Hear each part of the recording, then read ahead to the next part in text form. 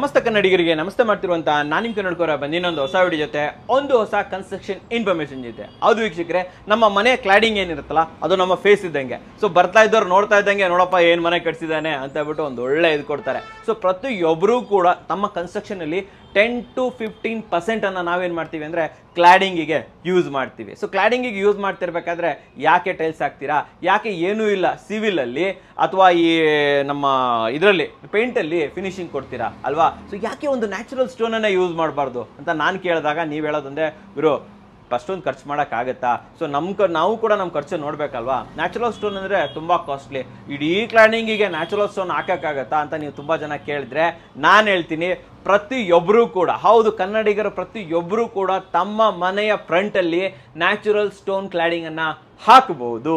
ಹೇಗೆ, ಏನ್ ಕತೆ, ಎಲ್ಲಿ ಸಿಗುತ್ತಪ್ಪ ಅಷ್ಟು ಕಡಿಮೆ ರೇಟಲ್ಲಿ ಅಂತ ಯೋಚನೆ ಮಾಡ್ತಾ ಇದ್ರೆ, ಹೌದು ವೀಕ್ಷಕರೇ, ಇವಾಗ ನಾನು ಬಂದಿರುವಂತಹ